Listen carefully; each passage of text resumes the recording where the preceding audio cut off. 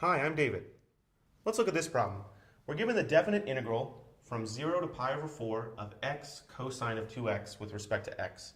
And we're asked to solve this definite integral.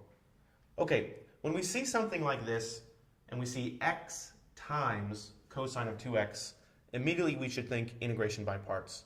Because I have two things multiplied by each other that don't really simplify and I can't really do a u substitution on those, integration by parts is a good place to check. So if we did integration by parts, we need a u and we need a dv. And we want to pick those in a way that's kind of smart. We want to pick those in a way such that our new integral will be a little easier.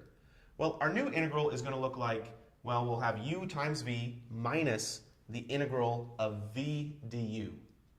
So specifically, we're going to have a du in there. So which of these can we pick to be u such that du is simpler? Well, if we pick u equals x, then du is just going to be dx. And dx is a lot nicer to integrate than just x, especially when multiplied by something else. Well, let's see if this works out. If u equals x, then dv would be cosine 2x dx. Well, I still need to figure out what v is. V is the integral of cosine 2x with respect to x. Well, the integral of cosine theta is positive sine theta, so this is a sine 2x.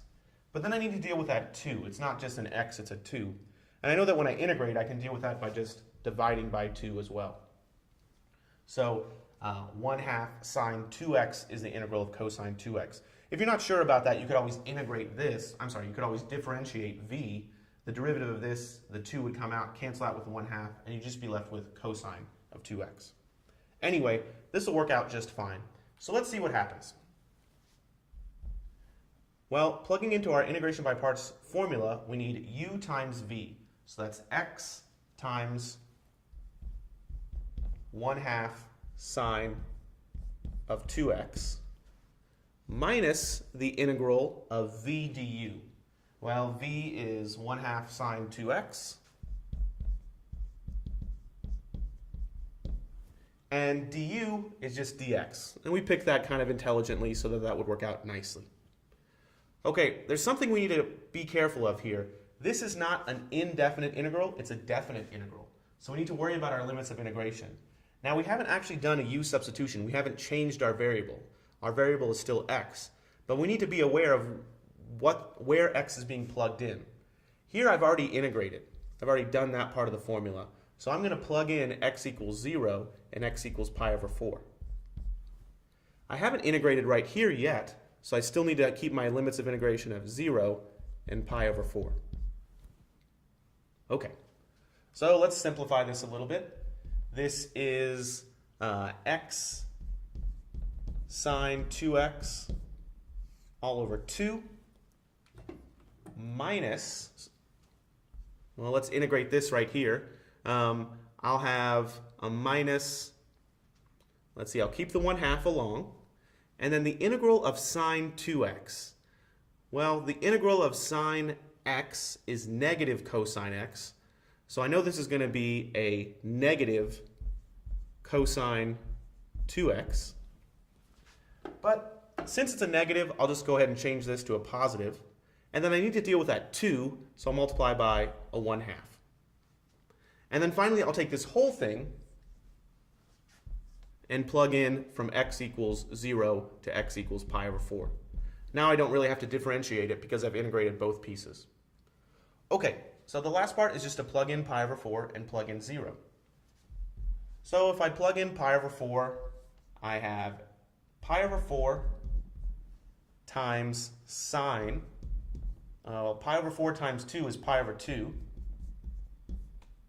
all over 2, plus, okay, so we've got 1/2 times 1/2, that's 1/4, and then we've got cosine of, let's see, 2 times pi over 4, that's going to be pi over 2. Minus, what do we get when we plug in 0? Well, this will be a little simpler. I've got 0 times sine of 0 over 2, that's just 0, plus 1/4 cosine of 0. And then I'm finished there. Okay, well, let's simplify this a little bit. Sine of pi over 2, that's 1. Cosine of pi over 2, that is 0. And cosine of 0, that's 1. So simplifying this a little further, pi over 4 divided by 2 is pi over 8 plus 0 minus 1/4 times 1, that's minus 1/4. And that's our final answer right there. Now, in this problem, we're asked to verify our result with a graphing utility. So let's get a decimal approximation of what pi over 8 minus 1/4 looks like. So pi over 8 minus 1/4 is approximately 0.1 or 0.142, and I'll round it to 4 decimal places, 7. Okay, so let's plug in this function, x times cosine of 2x, into our graphing utility. So I'll plot that real fast, x times cosine of 2x, and I'll change my format of my window so that it looks nice for trigonometric functions. I'll see what it looks like. And if you look at this picture, it does look a little odd. It has kind of the cosine oscillation that gets smaller as you get closer to the origin.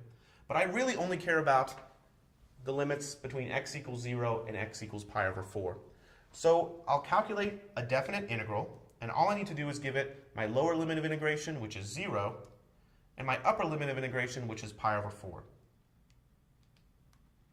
When I do that, the calculator thinks for a little bit and then outputs that the definite integral is approximately 0.14269908, which is approximately 0.1427. So it's verified using the graphing utility. Thanks for watching.